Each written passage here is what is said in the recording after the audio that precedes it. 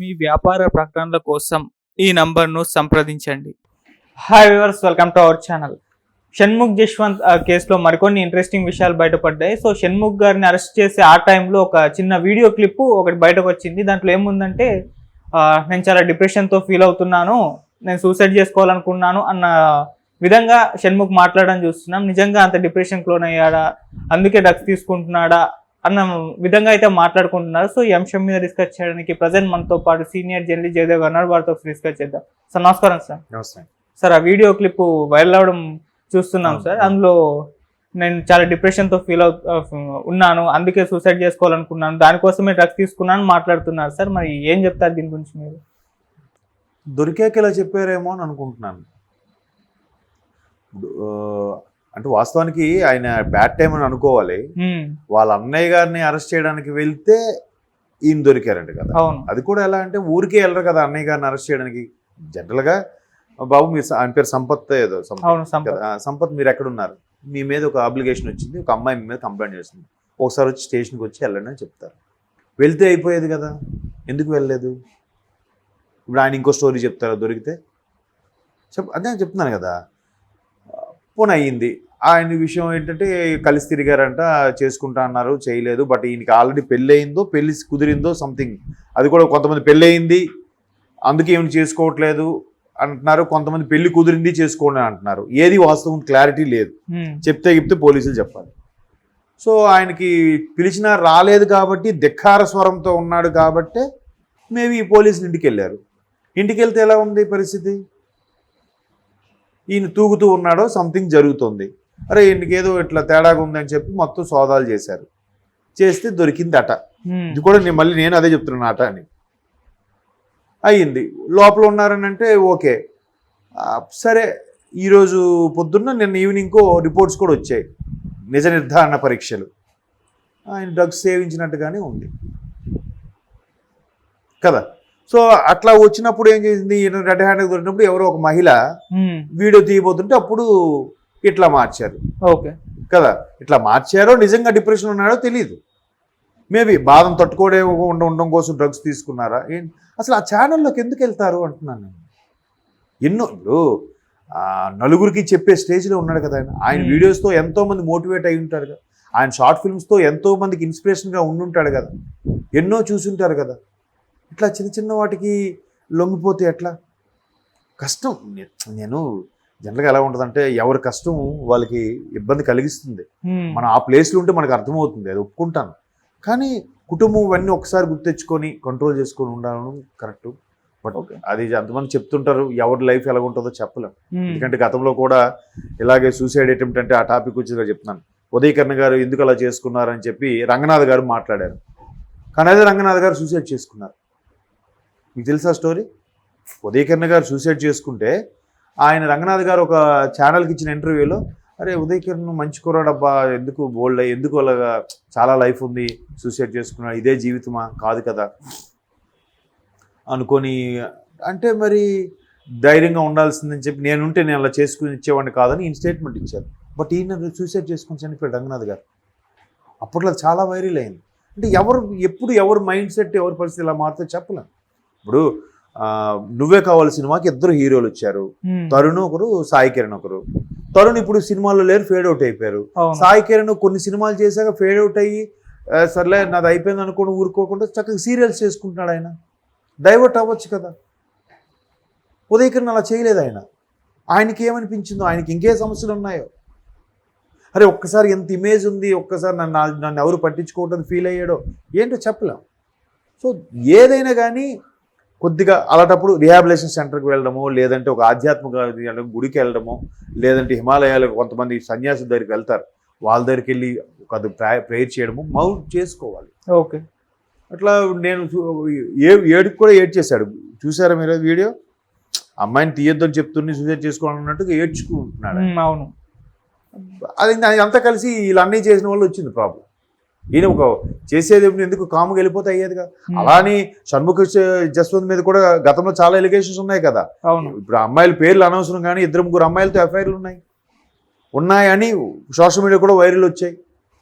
ఆ పర్టికులర్ అవతల వ్యక్తులు వేరే ప్రోగ్రామ్స్కి వెళ్తుంటే వాళ్ళని చూసి ఫ్యాన్స్ కూడా ఈయన తాలూకు ఫ్యాన్స్ ఈయన పేరు పెట్టి పిలవడం అని చేస్తే నేను ఒకసారి వైజాగ్లో ఒక స్టేజ్ షో మీద సమ్ ఎక్స్ పర్సన్ వచ్చింది అమ్మాయి. అంటే ఒకప్పుడు ఈయనతో ఎక్కువ షార్ట్స్ తీసేదో లేదంటే ఎఫ్ఐఆర్ నడిచిందో తెలియదు, కానీ ఆ అమ్మాయిని పట్టుకొని ఈయన పేరుతో పిలిస్తే ఆమె పాపం సిగ్గైపోయి వెళ్ళిపోయింది. అది తప్పు కదా. చదువుగా ఉన్నారు ఏమున్నారు, మరి అప్పుడు ఆ అమ్మాయి ఎంత మానసికానికి లోనై ఉంటుంది. అలాంటప్పుడు లేదు అలాంటివి ఏం లేదు అమ్మాయికి నాకు మధ్యలో చెప్పి ఖండించాలి, వీడియో చేయాలి, లేదంటే మీరు దయచేసి ఇలాగ ఇబ్బంది పెట్టద్దు ఫ్యాన్స్ అని చెప్పాను, ఫ్యాన్స్ రిక్వెస్ట్ చేయలేదుగా. మరి వాళ్ళు ఇబ్బంది పడి ఉంటారు, మరి ఆ పెయిన్ మీకు తెలియదా? వాళ్ళ అన్నయ్య కూడా అలాగే చేశారు. అమ్మాయి ధైర్యంగా అన్ని ప్రూఫ్స్తో వచ్చిందంటే విట్నెస్ లేకుండా రాదుగా. ఇంటికి వెళ్ళారు అరెస్ట్ చేయడంటే ఈయన మర్యాదగా స్టేషన్కి వెళ్ళిపోతే ఈ ప్రాబ్లం ఉండేది కాదుగా, ఈయన తమ్ముడు దొరికేవాడు కాదుగా. ఇప్పుడు వీళ్ళ వల్ల తల్లిదండ్రులకి ఎంత మానసిక క్షోభ, అది ఆలోచించరా? అంటే ఇవన్నీ కూడా నేను ప్రశ్నించేస్తున్నాను కాదు, ఒక్కొక్కరు ఒక్కొక్క యాంగిల్ ఉంటుంది, ఒక్కొక్క సమస్య ఉంటుంది. దానికి ఇవే పరిష్కారం అంటే మనం ఏం చేయలేం. ఆ పర్టికులర్ స్టేట్ ఆఫ్ మైండ్ బట్టి వెళ్ళిపోతూ ఉంటారు. ఓకే, కాబట్టి ఆయన డ్రగ్స్ తీసుకోవడం ఎందుకు పోనీ ఇప్పుడంటే సూసైడ్ చేసుకోవాలనుకున్నాను, డ్రగ్స్కి అడిక్ట్ అయ్యాను అన్నారు.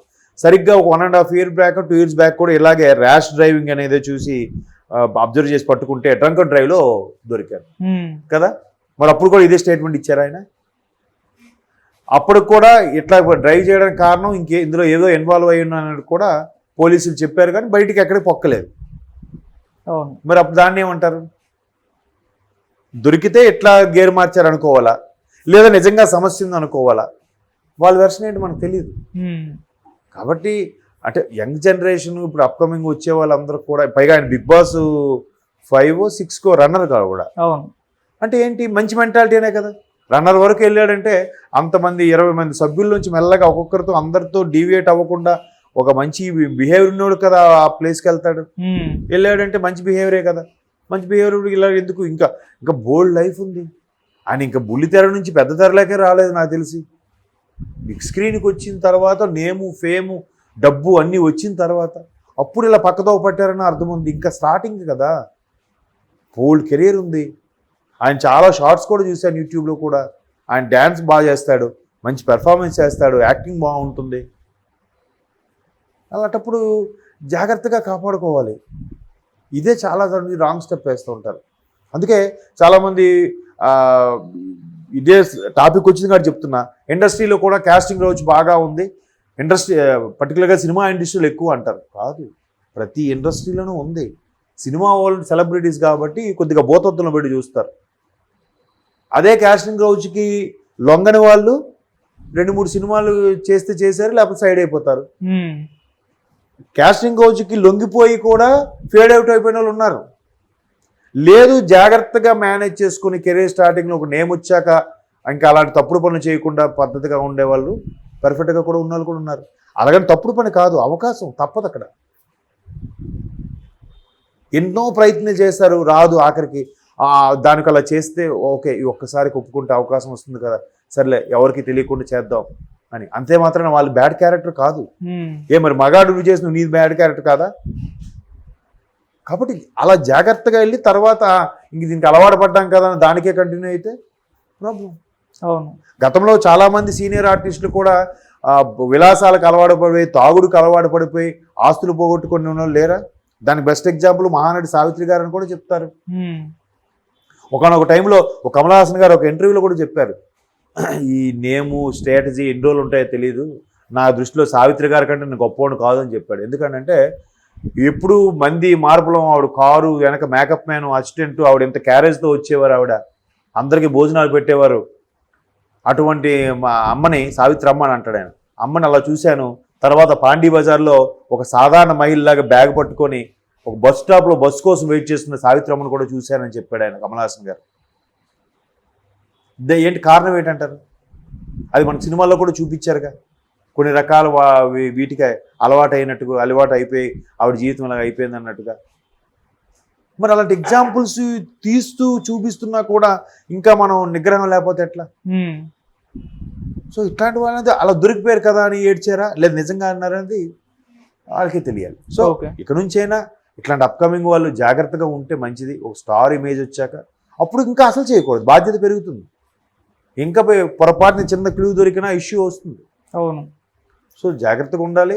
ఇండస్ట్రీ అన్నాక నెటిజన్లకు కూడా నా రిక్వెస్ట్ ఏంటంటే, ఇండస్ట్రీ వ్యక్తులు అనగానే వెంటనే 10 సార్లు వాళ్ళు మసిపూసి మారేడుగా చేసేసి ఆట అని తెలుసుకుంటే నచ్చినట్టు రాసేయడం కాదు.